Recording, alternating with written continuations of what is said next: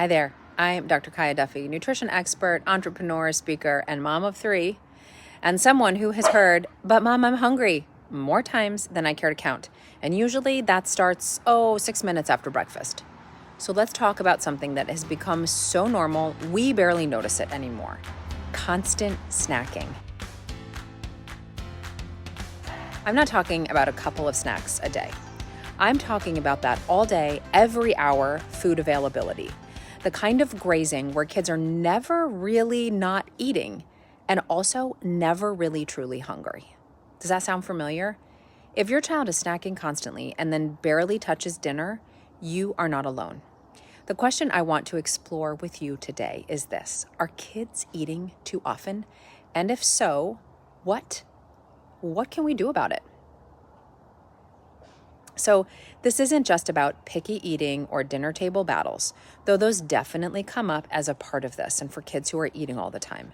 When kids snack all day long, it can mess with something really important, and that is their ability to feel and respond to hunger cues and fullness cues. Basically, they lose that internal skill of knowing when their body actually needs food because food is always available. And as someone who cares very deeply about raising confident, intuitive eaters, I think that this matters a lot. So let's really paint this picture. You've got a kid who eats a pouch in the stroller, crackers in the car seat, a granola bar at the park, a handful of cereal while they're watching a show, 30 minutes while you're getting lunch ready, and then maybe some fruit while dinner's being made. All of those extra snacking episodes add up. And what's missing is any space for actual real hunger to build. And you can think of hunger like a muscle. It really needs to be used in order to stay strong.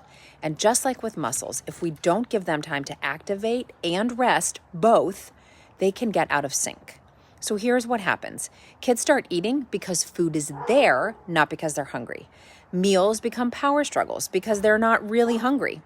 They stop listening to their bodies and start expecting food in every situation. Waiting rooms, strollers, soccer sidelines, car seats, you name it. And yes, they will tell you they're starving, even if they just ate a banana, string cheese, and a granola bar 40 minutes ago. They are not. It's okay. Now let me be clear.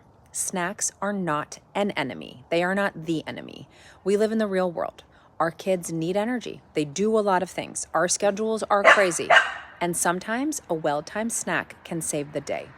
This isn't about demonizing snacks. That's not what I'm trying to do. It's about being more intentional with them. So ask yourself, why am I offering this snack? Is my child truly hungry, or are they possibly just bored? Is this part of our routine, or has it just become a habit? So I want to talk for a second about some signs that your kid may be stuck in this constant snacking loop. 1, they never say they're hungry, but they also never stop asking for food. Mealtime is a struggle. They're disinterested, picky, or they barely eat. 3, food has become a go-to for boredom or emotional regulation. 4, they expect food everywhere. And 5, they graze throughout the day instead of sitting down to have defined eating moments. If this sounds like you, don't worry, don't panic, don't be afraid. There are small things we can do to shift. One of the best things you can do is to establish a rhythm. 3 meals, 1 to 2 snacks, with lots of good space in between. Not too hard to imagine what this looks like. Breakfast, mid-morning snack, lunch, mid-afternoon snack, dinner. This kind of predictable routine helps kids know when to expect food, and it gives their bodies a chance to really feel that hunger and fullness and that cycle. And yes, they can survive 20 minutes in the car without a snack in the back seat. So what should you serve? Snacks don't need to be fancy, and they should not look like a meal. What they should be is satisfying. Ideally, you would aim for 2 out of the 3 following: fat, fiber, and protein. Apple slices and peanut butter, whole grain crackers and cheese, Greek yogurt and berries, a hard-boiled egg and some cucumber. This will help your kids feel fuller longer and prevent them from turning into those bottomless snack monsters. you are going to get, and you should be prepared for, I'm hungry, especially when it's 20 minutes before dinner. So try this. Dinner is coming.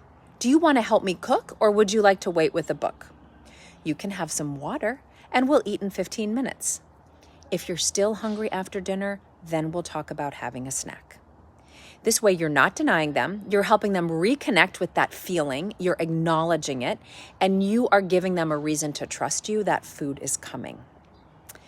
Another thing you can do is use natural and curious language. Do you feel hungry, or are you just bored?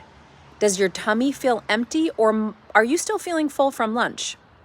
Let's talk about when you last ate. When was that? And when do you think your body might really be ready to eat again? No shaming, just giving them clues to help understand and build awareness. Your kids really do not need to eat every hour to be nourished. They need enough food offered at regular intervals and to be able to have space to feel hungry and full.